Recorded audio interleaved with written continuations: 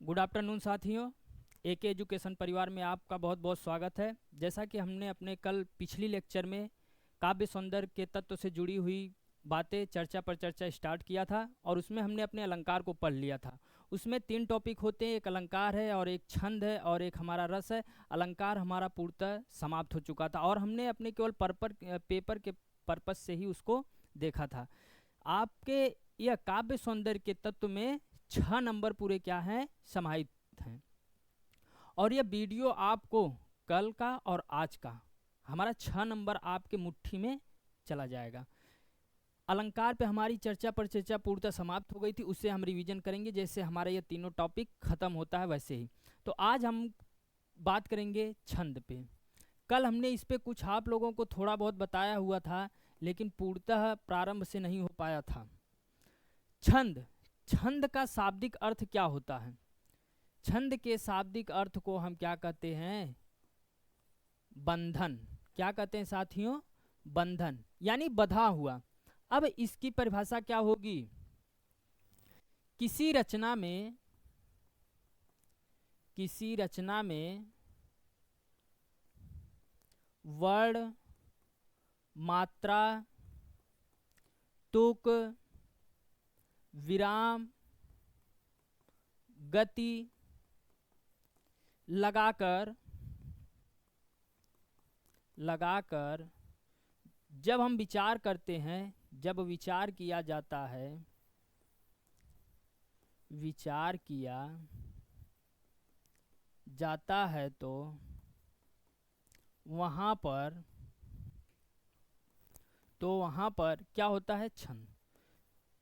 यानी छंद की परिभाषा आप साधारण में, सिंपल में आप लिख सकते हैं, जब क्या हो, हमारा रचना में वर्ण हो, मात्रा हो, तुक हो, लय हो, गति हो, विराम हो, इन सब की जब हम पूर्णतः रचना कर देते हैं, मिला देते हैं, तो वह क्या होता है? छंद कहलाता है। जिस प्रकार गद्य का नियामक क्या होता है? व्याकरण। जिस प्रकार, दूसरा पॉइंट में आप लिखिएगा, जिस प्रकार गद्य का नियामक क्या होता है साथियों? व्याकरण। और पद्य का नियामक क्या होता है? छंद। पद्य का नियामक क्या होता है? छंद। अब प्रश्न यह उठता है, कभी कभी 1 नंबर में पूछ लेते हैं ये सब। अब यदि अगर कोई पूछ ले, छंद के प्रवर्तक कौन है? छंद के प्रवर्तक किसे माना जाता है? तो आप किसे बताएंगे? छंद के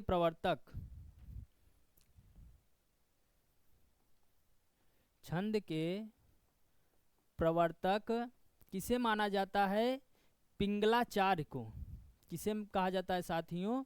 पिंगलाचार्य को। और छंद को एक और हम नाम से जानते हैं, उसे हम क्या कहते हैं? पिंगल शास्त्र। क्यों कहा गया पिंगल शास्त्र? क्योंकि छंद के जनक प्रवर्तक कौन थे? पिंगलाचार्य जी थे, इसलिए उन्हीं के नाम पे इसका नामकरण कर दिया गया पिंगल शास्त्र। तो छंद का एक और नाम क्या पड़ गया? पिंगल शास्त्र। अब प्रश्न ये उठता है, हिंदी में छंद के जनक को किसे माना जाता है? जो हिंदी के छंद, जैसे हमने अलंकार बताया तो हम क्या बताया था? संस्कृत अलंकार के प्रवर्तक कौन है? फिर हिंदी अलंकार के प्रवर्तक कौन है?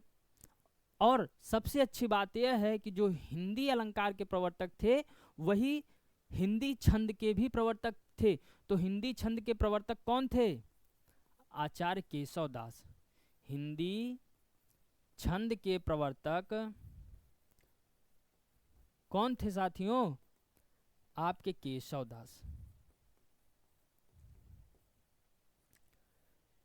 दास। ये आपका 1 नंबर में पूछ लेगा, जो 10 नंबर का एमसीक्यू टाइप आता है आगे का, उसमें से यह पूछ सकता है 1 में। अब इसमें 1 नंबर कैसे क्वेश्चन बन सकते हैं? छंद को जब हम देखते हैं तो 3 भागों में बट के छंद हमारा किसमें होता है? पहला एक मात्रिक छंद होता है, मात्रिक छंद, और दूसरा हमारा क्या होता है? वार्णिक छंद, यानी वर्णिक छंद, वर्णिक छंद, और दूसरा जो हमारा होता है साथियों मुक्तक छंद, मुक्तक छंद। और मुक्तक छंद के गुरु या प्रवर्तक कौन? निराला जी माने जाते हैं। निराला जी, इनका पूरा नाम क्या था? सूर्यकांत त्रिपाठी निराला। इनकी और मुक्त छंद की रचना कौन सी थी पहली? जूही की कली, जूही की कली, ये पहली मुक्त छंद की रचना थी। वो भी किसका था? सूर्यकांत त्रिपाठी निराला जी का था। तो यह, अब इसको पढ़ने के लिए हमें बहुत अंदर जाना पड़ेगा, लेकिन हमारा पेपर बहुत करीब होने के कारण हम केवल मेन टॉपिक को लेके चल रहे हैं। आपका एक स्टार्ट से जो 1 नंबर से भी क्वेश्चन बन सकते हैं उसको ले रहे हैं, और एक ग्राफ आपको समझाने का प्रयास हम कर रहे हैं पहले। अब देखिए छंद सूत्र, छंद सूत्र आपको याद होना चाहिए। छंद सूत्र, छंद सूत्र क्या होते हैं साथियों? देखिएगा ध्यान से। य माता राज भान सलगा, ठीक। देखिए य म, इसको हम पूरा लिख दे, य गढ़। 8 गढ़ होते हैं छंद में। पूछ ले गढ़ कितने होते हैं? गढ़ कितने होते हैं साथियों? 8। और एक क्या होता है? लघु, लघु, और एक क्या होता है हमारा? गुरु। यानी लघु और गुरु, 8 गढ़ हो गए, एक लघु और एक गुरु। 8 दू 10, सब मिला के कितने हो गए हमारा? 10। तो 8 गढ़ इसमें आपको मिल जाएंगे। देखिए यह हो गया, गढ़ लगा दीजिए इसके पीछे, अगढ़ हो गया। म के पीछे गढ़ लगा दीजिए, मगढ़ हो गया, मगढ़। फिर त के पीछे गढ़ लगा दीजिए, क्यों? क्योंकि 8 गढ़ में यह पूर्णतः क्या है? समाहित है। तो आप यहाँ पे क्या लगा दीजिए? तगड़। फिर आपका कौन सा बच गया? र, पीछे गढ़ लगा दीजिए, रगड़ हो गया। फिर आपका क्या हो गया? जगड़। फिर इसी प्रकार भगड़, फिर नगड़,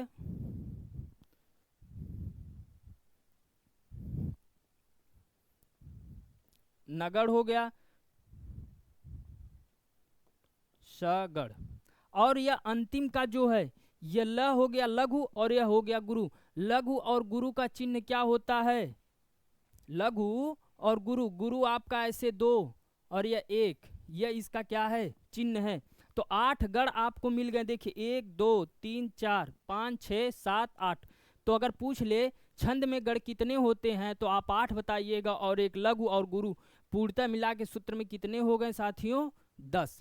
अब इस पे किस प्रकार आप लगाएंगे? छंद का मतलब मात्रा, बंधन, उसको बांध के लेकर चलने वाला। तो इसका सूत्र लगाने का तरीका एक होता है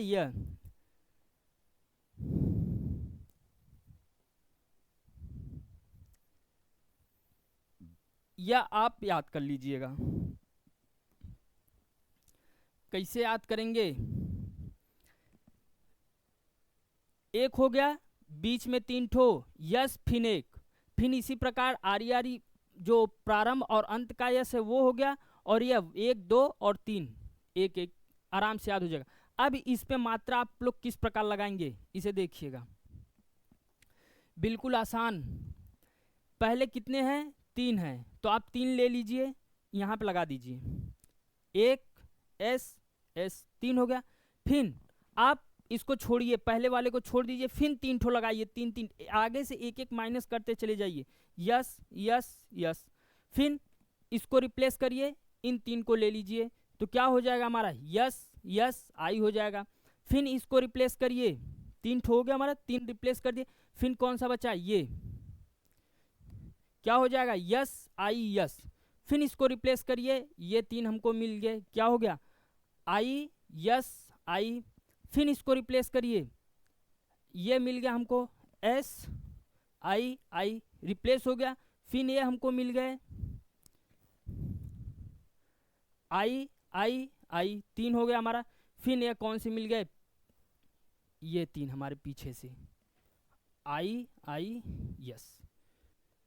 तो यगड़ पे कितनी मात्राएं हो गई, 1। इसको हम 2 काउंट करते हैं, यस बराबर हम क्या करते हैं, ये 2 हमारा काउंट होता है, ये याद ध्यान रखिएगा। तो यगड़ मगड़ तगड़ रगड़ जगड़ भगड़ नगड़ सगड़ और एक लघु और एक गुरु, सब मिला के 10 हो गए हमारे सूत्र में। अब प्रश्न यह उठता है, सबसे ज़्यादा जो हमें कंफ्यूज करती हैं कि सर मात्रा हम कहाँ लगाएंगे, क्योंकि मात्रा लगाना ही छंद की सबसे बड़ी चुनौती होती है। और यदि आप मात्रा लगाना जान गए तो समझिए आप छंद पूर्णतः कवर कर लेगा। देखिए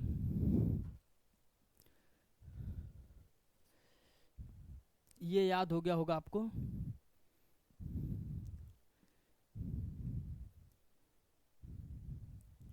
इधर हम लिख दे रहे हैं आपको,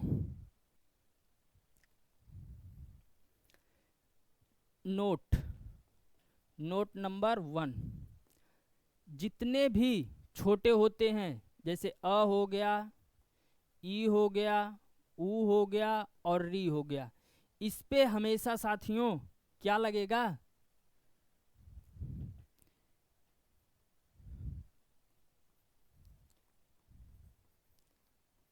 एक की मात्रा लगेगी। और इसके अलावा क्या क्या बच गया हमारा, आ बच गया, ई बच गया, ऊ बच गया, ए बच गया, ए बच गया, ओ बच गया, औ बच गया, ये जितनी हमारी हैं सब 2 के बराबर होंगी। और जो तीसरा है चंद्र बिंदु, इस पे सिंगल मात्रा, इस पे हम नहीं मात्रा डबल का नहीं लगाएंगे, इसके साथ कोई भी रहे। वर्ड के नीचे यदि बिंदी है तो उसको हम डबल लगाएंगे। यदि वर्ड के आगे आधा वर्ड है उसके साथ यदि जुड़ा है तो उस पे नहीं लगेगा, उसके आगे वाले वर्ड पर लगेगा। जैसे अंधकार, अंधकार, अब इस पे नहीं लगेगा, ये इस पे डबल हो, इसके साथ क्या होगा जुड़ जाएगा और इस पे डबल हो जाएगा और ये सिंगल हो जाएगा। तो ये ध्यान रखिएगा हमेशा आधा अपने आगे वाले वर्ड पर होगा। अब और आप लोग क्या करेंगे, इसके साथ भी डबल लगा देंगे तो आपको काउंट उतने ही मिलेंगे, लेकिन ये हमारा नियम क्या हो जाएगा साथियों, गलत हो जाएगा। तो हमें यह चीज़ को क्या करना है, ध्यान में रखना है। अब हम आते हैं अपने छंद पे, जो हमारे छंद हैं दोहा सोल्ठा रोला कुंडलिया सवैया छप्पर वरय, यह हमारे सिलेबस में तो कम ही है। कुंडलिया दोहा सोल्ठा हम पढ़ेंगे, यह पूर्णतः वेरी वेरी इंपॉर्टेंट है। और इसमें हम लास्ट में आपको इंपॉर्टेंट बताएंगे क्या पढ़ना है, केवल पेपर में, कल आपका पेपर है और यही देख के यदि आप चले जाएंगे तो आप समझिए 6 नंबर आपके कब्जे में हो जाएगा। अब हम आते हैं अपने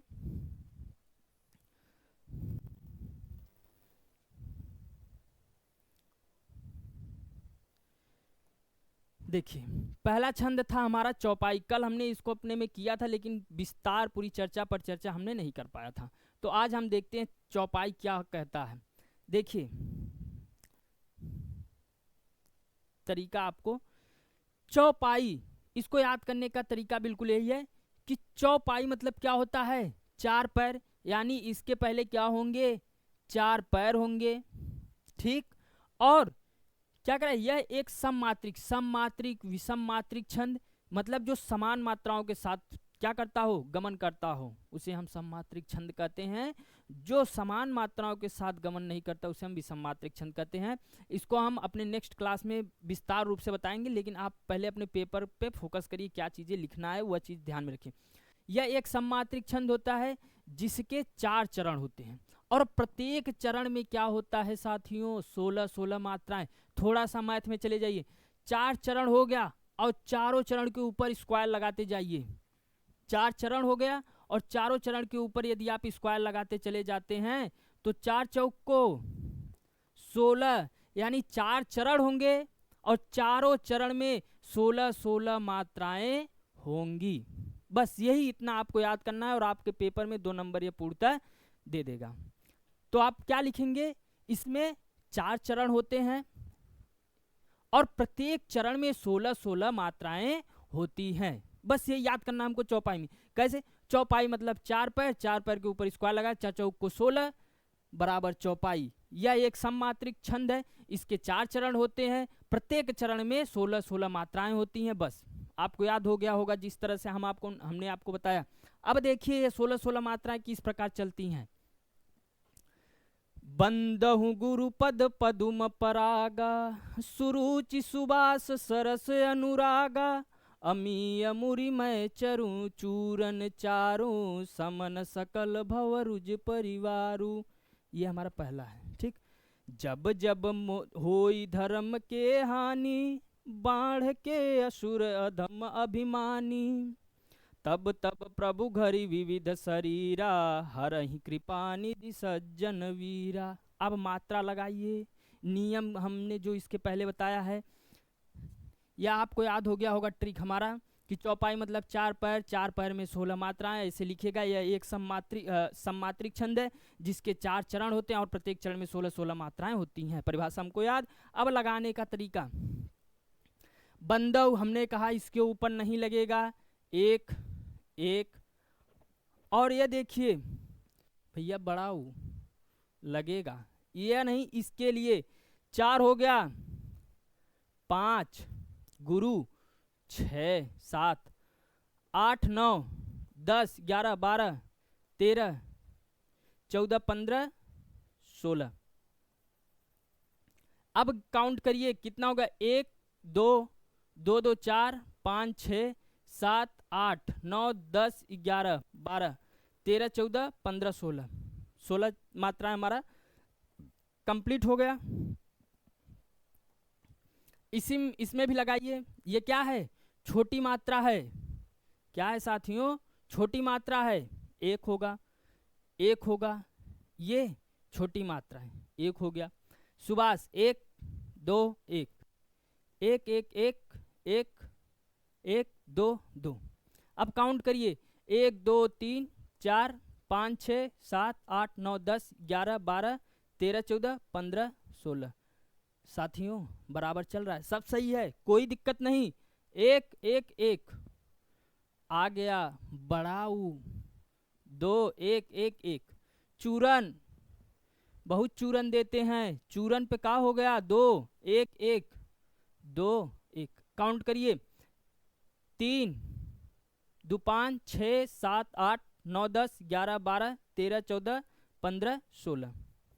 यह आपका क्या हो गया साथियों, 16 मात्राएं हो गए। अब आगे आइए।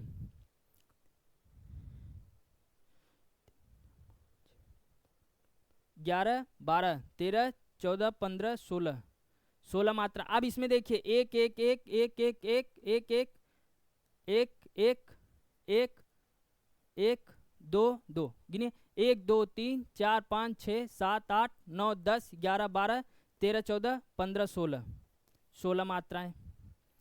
इस प्रकार इसमें भी यह मात्राएं आपको क्या होगी, मिल जाएगी।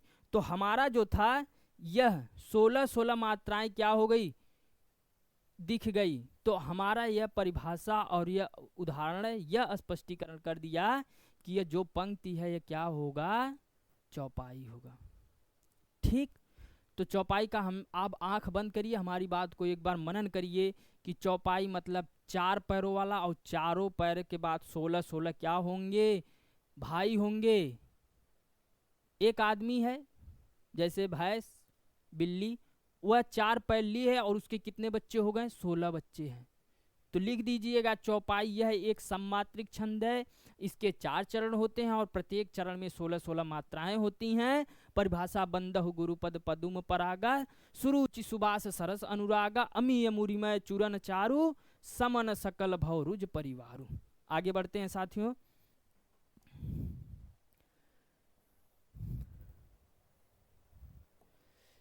चौपाई के बाद हमारा आता है दोहा। दोहा सोल्ठा बिल्कुल दिमाग लगाने, बस थोड़ा समझेंगे पूरा ये दोनों दोहा और सोल्ठा आपको प्राप्त हो जाएगा। देखिए यह एक अर्ध सममात्रिक छंद, मतलब आधा मात्रा वाला यह क्या है, छंद होता है। सममात्रिक, विषम मात्रिक, अर्ध सममात्रिक छंद ये भाग होते हैं जो हमने अभी बताया, वर्णिक छंद, मात्रिक छंद और मुक्तक छंद। तो इस पे हम अपने नेक्स्ट वीडियो में 0 लेवल से जीरो से हीरो बनाने का प्रयास करेंगे। लेकिन आपका कल पेपर है तो केवल एक बार हम पेपर के हिसाब से इसको देख रहे हैं। देखिए इसमें 4 चरण होते हैं, इसमें भी भैया दोहा 4 चरण हो गए। 4 क्या हमारे पास हो गए चरण, हमने लिख दिया प्रथम चरण, द्वितीय चरण, और ये साथियों तृतीय चरण, और ये क्या हो गया चतुर्थ चरण।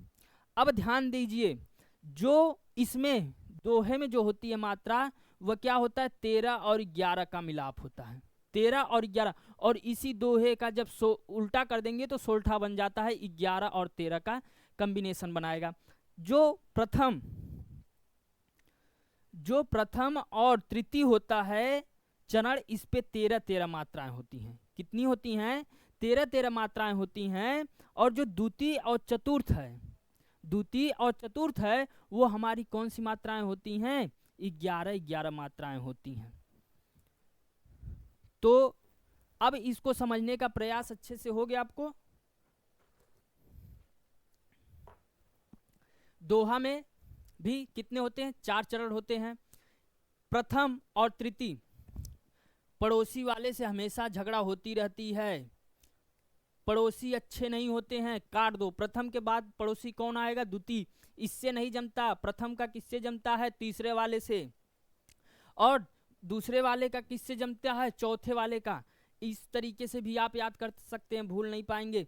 तो प्रथम और तृतीय में 13 मात्राएं, और मात्राएं यदि भूल जाएंगे 13 कैसे होता है तो हम बताते हैं कैसे होता है।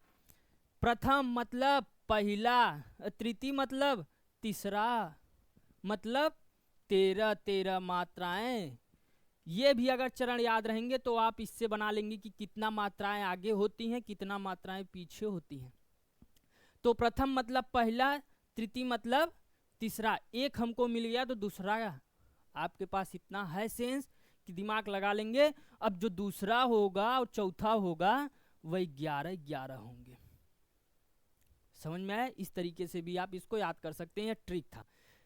तो क्या करा है कि इसमें 4 चरण होते हैं। इसमें प्रथम और तीसरे चरण में जो हमने बताया कितनी कितनी मात्राएं होनी चाहिए 13 मात्राएं, और चौथे चरण में, तीसरे व चौथे चरण में गलत हो गया यहाँ पे, ठीक है, मिसप्रिंट है, द्वितीय होगा। ठीक है साथियों,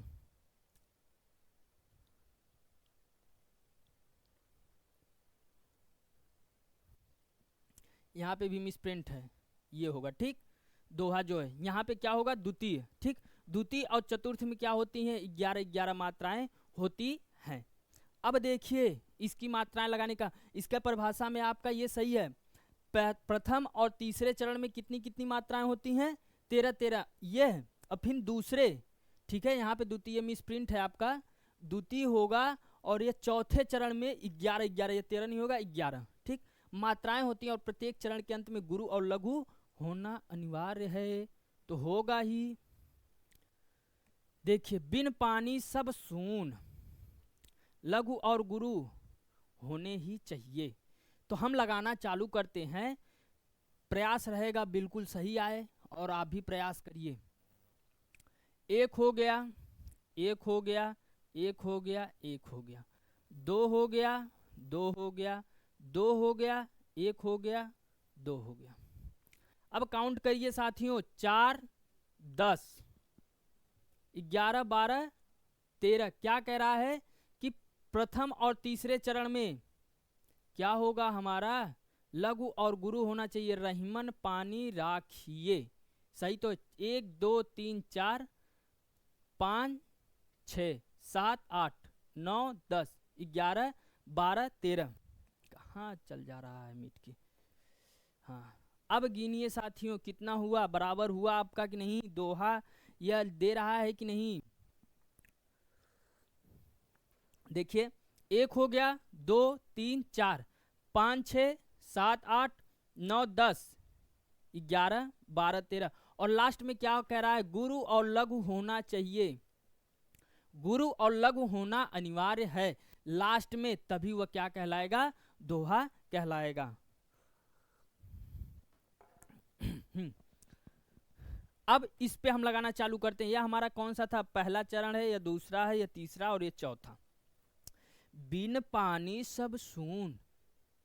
अब बिन देखिए छोटी है, एक एक, पानी दुई दुई, एक एक दुई एक, गिन लीजिए, 4 5 6 7 8 9 10 11, 11 13, फिर आइए 2 2, 1 2, 1 2, 1 2, गिनिए, 1 4 हो गया, 4 2 6 7 8 9 10 11 12 बराबर 1 3।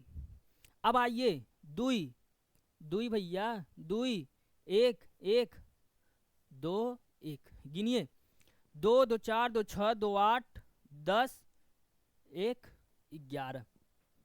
तो हमारा परिभाषा और यह जो हमारा ट्रिक के हिसाब से इसको पूर्णतः क्या कर दिया, स्पष्ट कर दिया कि यह पंक्ति क्या है, दोहा ही है। अब इसका अर्थ पता होना चाहिए, हम बता भी दे रहे हैं। रहीमन पानी राखिए। रहीम दास जी कहते हैं कि पानी, पानी मतलब क्या होता है साथियों, इज्जत भी होती है, मर्यादा भी होता है। जिस प्रकार जो हमारे गोल्डन आज गोलमोल जिसे आप लोग कहते हैं, नकली, उस पर पानी चढ़ा के उसके चमक धमक को बढ़ा दिया जाता है। जब वो धुधला हो जाता है, वो पानी छोड़ देता है, तो वह देखिए किस प्रकार विखंडन हो जाता है, उतनी उसमें उत्साह आकर्षित नहीं रह पाते हैं। तो रहीम दास जी कहते हैं कि अपने पानी, अपने इज्जत, अपने आबरू, अपने चमक को बचाए रखिए। बिन पानी सब सून। सून मतलब कुछ नहीं है, सूना है।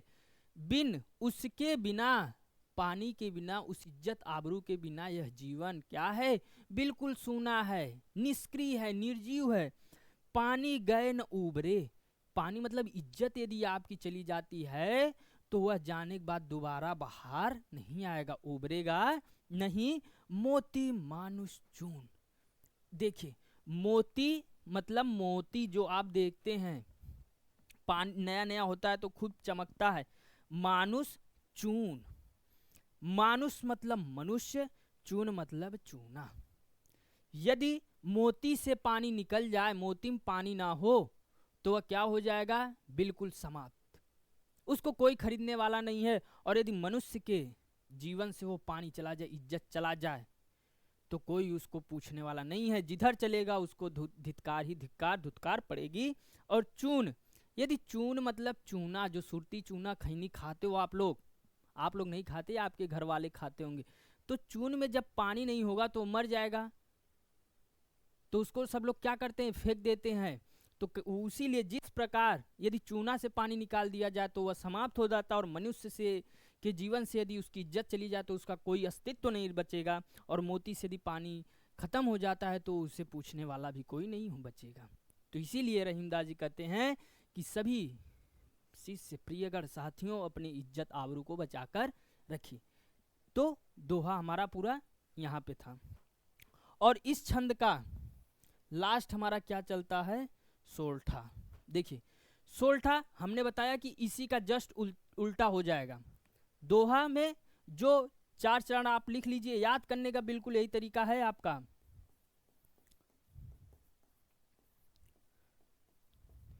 और ये हमारा चतुर्थ।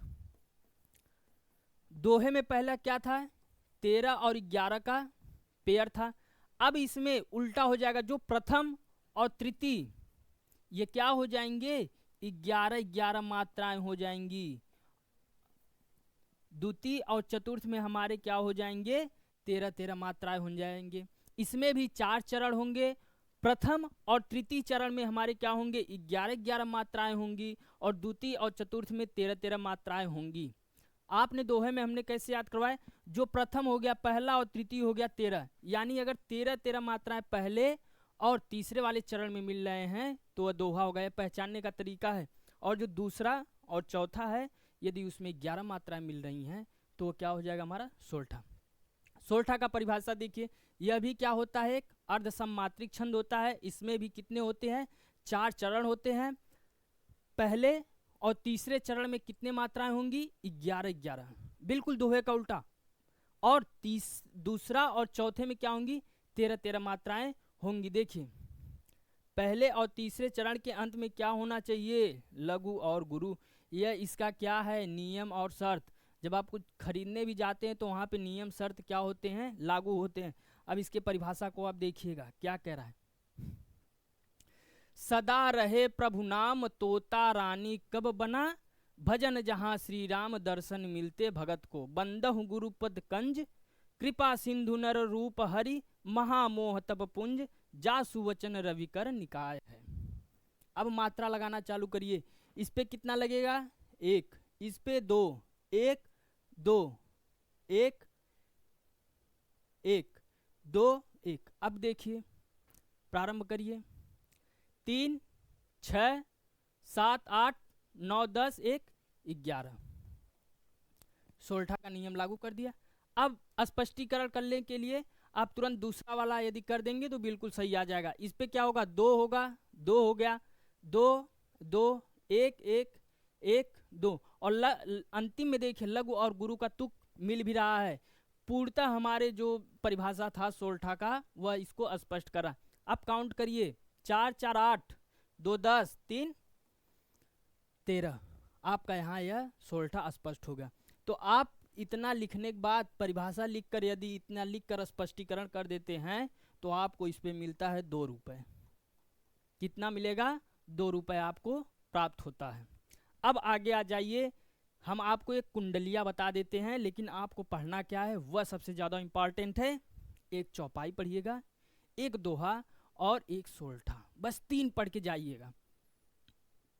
दोहा तो बिल्कुल इम्पॉर्टेंट, वेरी वेरी इंपॉर्टेंट आपका दोहा है। कुंडलिया देखिए, विषम मात्रिक छंद है, इसमें 4 चरण होते हैं, प्रत्येक चरण में 24-24 मात्राएं। भैया कुंडलिया कुंडल मार के बैठा है, यानी 24-24 मात्राएं। प्रारंभ में एक दोहा और अंत में एक रोला जोड़कर कुंडलिया छंद बनता है। जिस शब्द में इसका प्रारंभ होता है उसी से अंत होता है। खैर ये आपसे पूछेगा नहीं, लेकिन हम आपको बता दे रहे हैं। देखिए, रहिए लटपट काट दिन वरु धामहि में सोए। अब इस पे यदि करेंगे तो आपको 24 देखिए कैसे मिलता है, 1 1 2 1 1 1 1 2 1 1 1 1 1 2 1 1 2 2 1। अब गिनिए कितना हो गया, 4 5 6 7 8 9 10 11 12 13 14 15 16 17 18 19 20 21 22 23 1 24। रुक जाइए, रहिए लटपट काट दीने वरु धामहि में सोय। रहिए लटपट काट दीने होगा, ठीक है साथियों, दीने ये 2 हो जाएगा। अब गिनिए 1 2 3 4 5 6 7 8 9 10 11 12 13 14 15 16 17 18 19 20 21 22 23 24। ठीक, बराबर आपका 24 मात्राएं हो गई। तो ये क्या हो गया हमारा कुंडलिया। तो अब आपको पढ़ के जाना क्या है, अलंकार में देखिए अनुप्रास अलंकार पढ़ लीजिए, श्लेष अलंकार पढ़ लीजिए और उत्प्रेक्षा अलंकार। यह 3 आप इंपॉर्टेंट पढ़ के ही जाइएगा। और छंद में आपको क्या पढ़ के जाना है, एक आपका चौपाई, दोहा, सोल्ठा। चौपाई, अब देखिए हम आपको पूरा एक चार्ट की तरह बताते हैं, हमारा बात ध्यान से आप सुनिएगा कंसंट्रेट होके। चौपाई में 4 चरण होते हैं और प्रत्येक चरण में 16 मात्राएं होती हैं। याद करने का तरीका हमने बताया, चौपाई मतलब 4 पैर, 4 पैर का स्क्वायर 16। ठीक, यह एक सममात्रिक छंद होता है जिसमें 4 चरण होते हैं और प्रत्येक चरण में 16-16 मात्राएं होती हैं। परिभाषा भी हमने बता दिया, यह परिभाषा। अब दोहा में क्या होगा, इसमें भी कितने होते हैं, 4 चरण होते हैं। कितने चरण होते हैं, 4 चरण होते हैं। पहले और तीसरे में 13-13 मात्राएं होंगी, दूसरे और चौथे में हमारी 11-11 मात्राएं होंगी। फिर हमने इसी का उल्टा सोल्ठा कर दिया, पहले और तीसरे में कितने होंगी, 11-11 होंगी, दूसरे और चौथे में आपकी 13-13 मात्राएं होंगी। फिर हमने बात किया कुंडलिया, कुंडलिया में भी 4 चरण और क्या होते हैं, दोहा और रोला इसके ऊपर नीचे का प्रारंभ चरण बनाते हैं और इसमें 24 मात्राएं आपको मिलेंगी। ये रहा हमारा छंद पूर्णतः। अब हम इसी में आते हैं रस। रस आपको मैं बहुत ज़्यादा विस्तार में नहीं ले जाऊंगा, क्योंकि हम एक थोड़ा सा आपको ग्राफ बनाते हुए सीधा जो जो मेन रस है उसको पढ़ाने का प्रयास कर रहा हूँ। रस, देखिए रस की परिभाषा, अब हमारा अलंकार भी खत्म हो गया, छंद भी खत्म हो गया, हम आ गए हैं रस पे साथियों। रस का परिभाषा आपको किस प्रकार लिखना है, कुछ नहीं, हम हेडिंग डाल देते हैं परिभाषा। अगर पूछ ले रस का परिभाषा देते हुए, श्रृंगार रस लिखिए, हास्य रस लिखिए, करुण रस लिखिए, विभत्स रस लिखिए, अद्भुत रस लिखिए, तो कैसे लिखेंगे? पहले रस की परिभाषा हम देख लेते हैं। लिखिए, किसी कहानी, नाटक, उपन्यास आदि को पढ़ने सुनने से जो हमारे मन में आनंद की अनुभूति होती है। क्या होती है साथियों? आनंद की अनुभूति होती है। आनंद की अनुभूति होती है,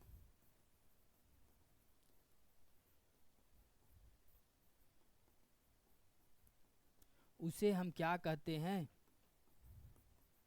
रस कहते हैं। अब देखिए, बिल्कुल साधारण आपको बता रहे हैं, अगर कोई भी परिभाषा है, अगर उस समय आपको स्थायी भाव न याद हो तो क्या करेंगे? सभी रसों के लिए परिभाषा, हेडिंग डाल लीजिएगा, सभी रसों के लिए परिभाषा। सभी रसों के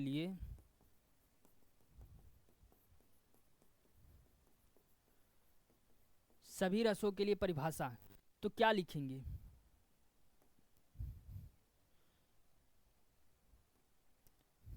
जब डैश डैश डैश नामक अस्थाई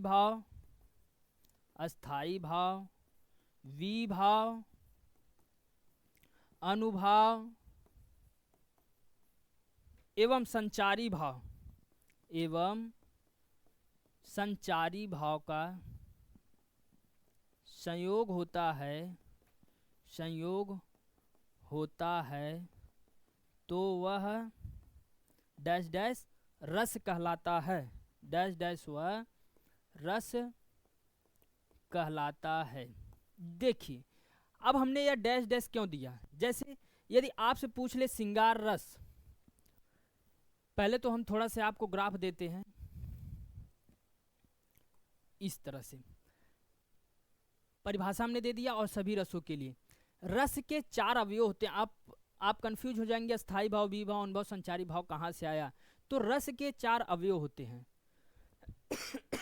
सॉरी, और वह 4 अवयव कहाँ से आए हुए हैं?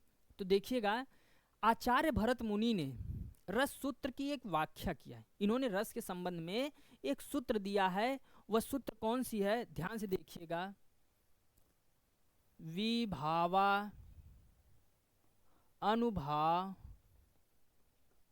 व्यभिचारी संयोगाः दृश्य निष्पत्ति।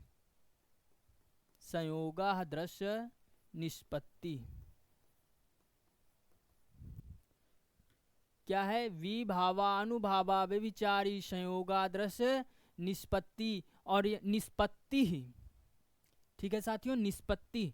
अब देखिए, यह कौन दिया था? आचार्य भरत मुनि ने। ये पूरा एक में ही है रस सूत्र। अब देखिए, याद करने का, विभावा मतलब विभाव, अनुभाव व्यभिचारी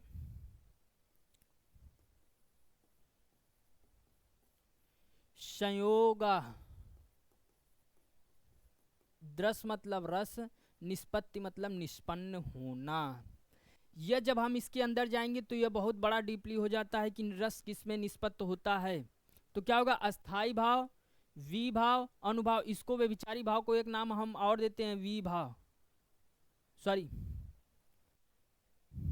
कहाँ गया, व्यभिचारी भाव, ठीक है।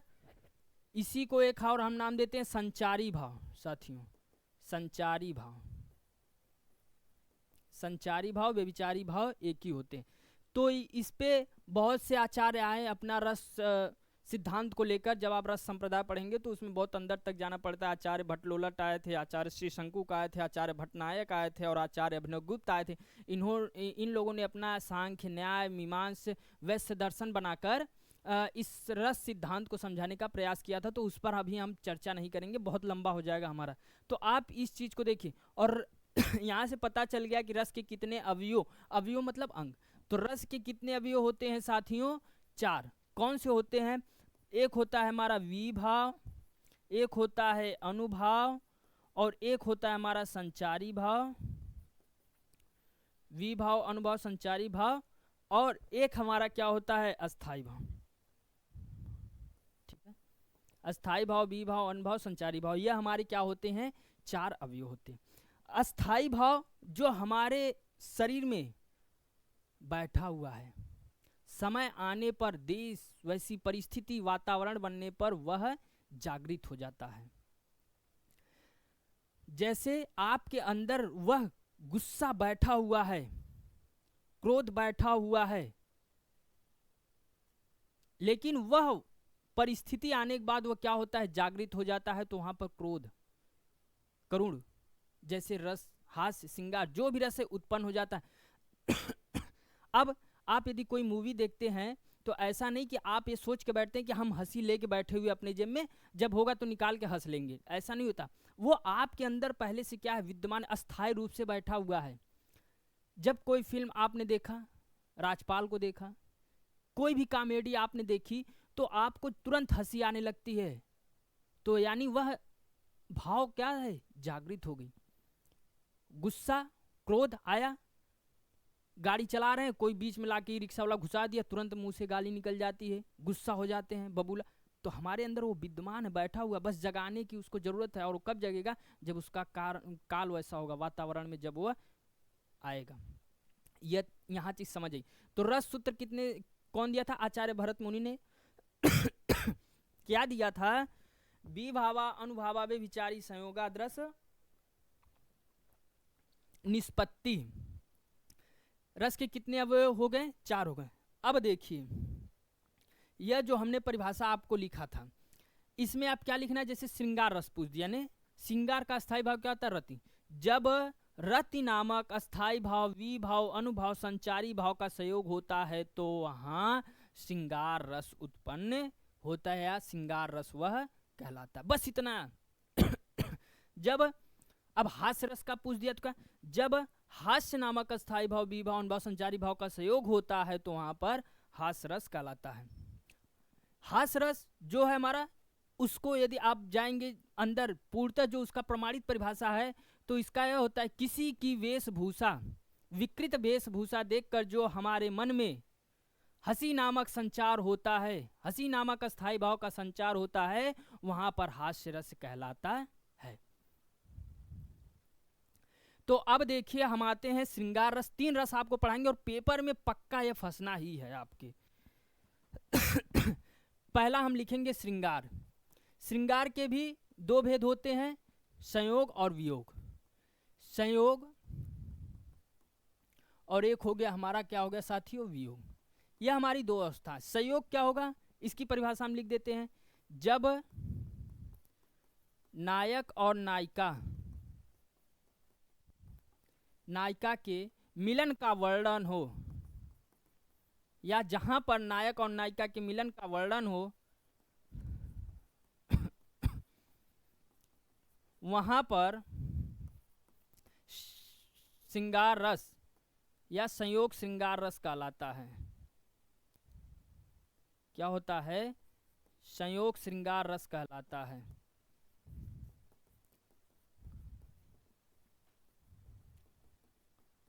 अब इसका एग्जाम्पल देखिएगा बहुत अच्छा से। बतरस लालच लाल की, याद हो जाएगा तुरंत। बतरस लालच लाल की,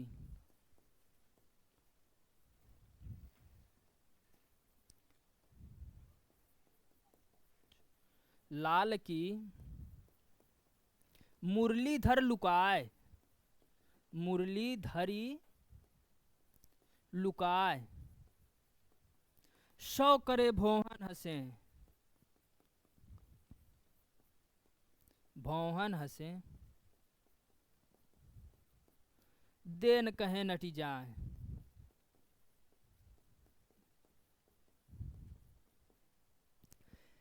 देखिए अब कैसे संयोग श्रृंगार हुआ।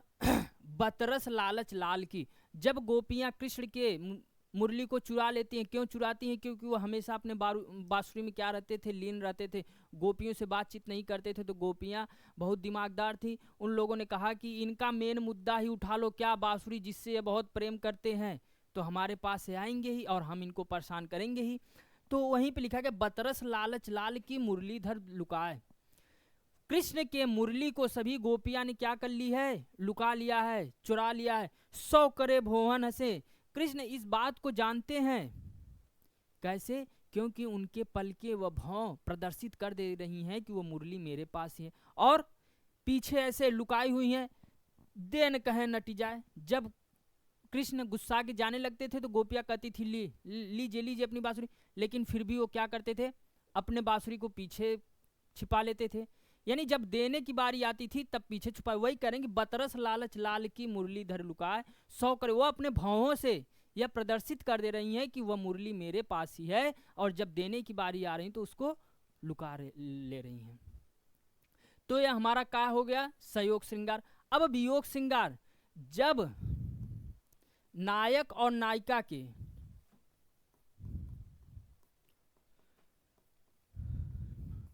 बिछड़ने का वर्णन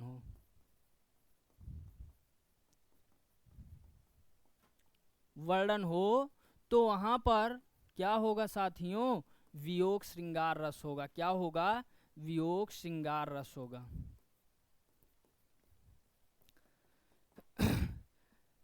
जब रावण सीता जी को हरण करके लेके चले गए थे तो राम जी बहुत परेशान थे, तो उन्होंने एक पंक्ति लिखी, वो नहीं लिखे तुलसीदास जी।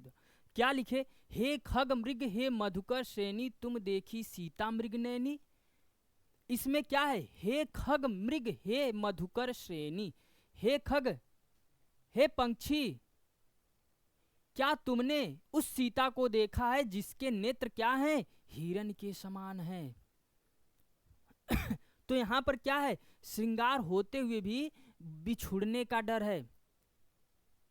क्या डर है, बिछुड़ने का, यानी वो जुड़े हुए, उनसे संबंध है कि हे खग मृग हे मधुकर श्रेणी, हे जंगल वासियों, हे जंगल के पशु पक्षियों, क्या आपने उस सीता को देखा है जिसके नेत्र हिरण के समान हैं। तो क्या लिखेंगे, हे खग मृग हे मधुकर श्रेणी,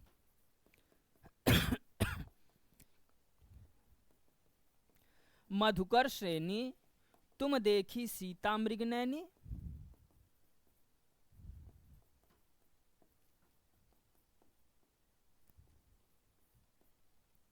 ये आपका क्या हो गया, वियोग श्रृंगार का। और यह क्या हो गया, संयोग श्रृंगार। श्रृंगार रस, हास्य रस और करुण रस, यह आपका 3 पूरा आना ही आना है। हास्य तो वेरी वेरी वेरी इंपॉर्टेंट, के घाते क्यों लगा लीजिएगा। यह हमारा श्रृंगार रस खत्म हुआ। अब आगे देखिए, हास्य रस बताते हैं। कोई भी परिभाषा हो, यदि आपको यह नहीं समझ में आ रहा है कि जब किसी नायक या नायिका के विकृत वेशभूषा देखकर, उसके बालों को अस्त व्यस्त देखकर जो हमारे मन में अस्थाई हास्य नामक अस्थाई भाव का संचार होता है, तो वहां पर क्या होता है, हास्य रस होता है।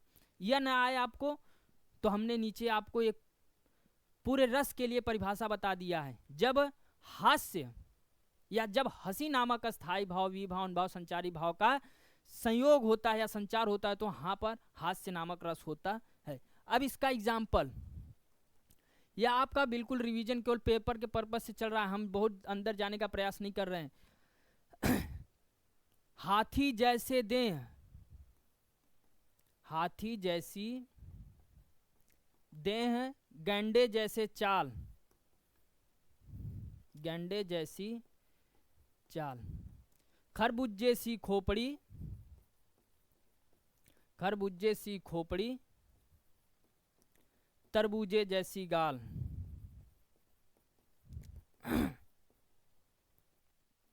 जैसी गाल, यही है हास्य रस।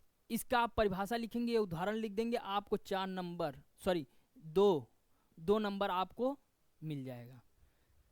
और करुण, दुख जहां हो, जब दुख उत्पन्न होता है इसका परिभाषा कैसे आप लिखेंगे करुण रस का? जब दुख नामक स्थायी भाव, विभाव, अनुभव, संचारी भाव का संयोग होता है तो वहां पर करुण रस उत्पन्न होता है। जब आपको कुछ न आए तब वहां पर यह परिभाषा आपका काम कर देगा। और करुण रस में कैसे आप एग्जाम्पल देख सकते हैं? जब किसी माँ का नौजवान पुत्र मर जाए तब उस क्रोध को देखिएगा, दुख को देखिएगा। जैसे किसी माँ का जवान पुत्र मर जाए तो उसको कितना दुख होगा, वो रोएगी अंदर से, लेकिन उसके आंखों से आंसू नहीं निकलेगा। तो आप ये एग्जाम्पल करुण रस में दे सकते हैं। तो आपका जो मूलतः है, अब हम बता रहे हैं पेपर में क्या पढ़ना है। अलंकार में से अनुप्रास अलंकार पढ़ना है, श्लेष पढ़ना है, उत्प्रेक्षा। यह 3 अलंकार आप बिल्कुल पढ़ के जाइएगा। श्लेष और उत्प्रेक्षा। श्लेष तो पूरा very very very most important है सॉरी। और दोहा में आपको क्या पढ़ के जाना है? छंद में चौपाई और दोहा, इन दोनों को मूलतः आपको पूरे ध्यान में रखकर जाना है। और इसमें रस में आपको श्रृंगार रस, हास्य रस और करुण रस की परिभाषा और उदाहरण पूर्णतः लिख के याद करके जाना है, और यही फंसेगा ही। और 6 नंबर आपका इसमें पूरा आपके कभर मुट्ठी में आ गया है। तो हमारा जो यह काव्य सौंदर्य के तत्व थे, रस, छंद, अलंकार, केवल हमने पेपर के हिसाब से आपको पढ़ाया है। थोड़ा बहुत पीछे का बैकग्राउंड देते हुए हमने आपको समझा दिया। तो हमारा यह यहीं पे समाप्त होता है। फिर हम मिलते हैं अपने नेक्स्ट वीडियो में। तब तक के लिए प्रसन्न रहिए, खुश रहिए, बड़ों का सम्मान करिए, छोटों का प्यार निभाइए, अपनों का साथ दीजिए। इसी के साथ मैं अपने वाणी को विराम देता हूं। तब तक के लिए धन्यवाद।